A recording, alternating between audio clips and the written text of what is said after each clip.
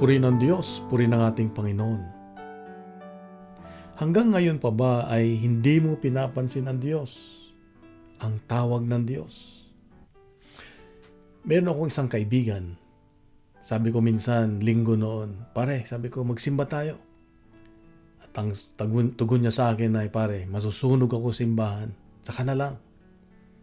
Alam niyo, nasaktan ako sa sinabi niya, tugon niya. Pero makaraan ng ilang minuto, naisip-isip ko, sabi ko, actually, hindi akong sinaktan niya. Ang Diyos mismo kasi siya ang nag-iimbita.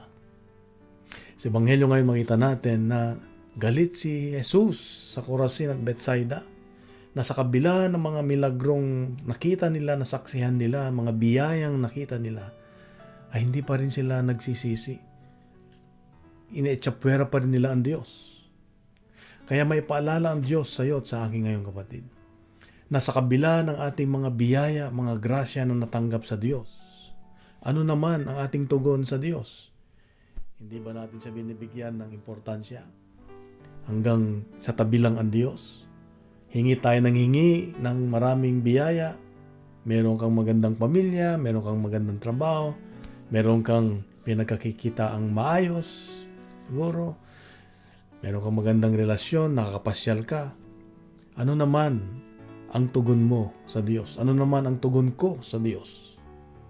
Ano naman ang papel niya sa buhay ko? Ito ang tinitingnan ng Diyos sa atin araw-araw. Kaya nga sa kabila ng ating mga kasalanan, mga kahinaan, patuloy pa rin siyang umaambon. Nagbibigay ng biyaya at grasya. Hindi niya tinitingnan ang ating mga pagkukulang, pero umaasa pa rin siya na mapansin natin siya na sa kabila ng ating mga natatanggap na mga biyaya, ito yung magtutulak sa atin na magsisi, magbagong buhay at sumunod sa Kanya, na unahin ang Diyos palagi sa ating buhay. Kapatid, ito ang paanyaya at hamon ng Diyos sa iyo at sa akin ngayon. Ano ang tugon mo?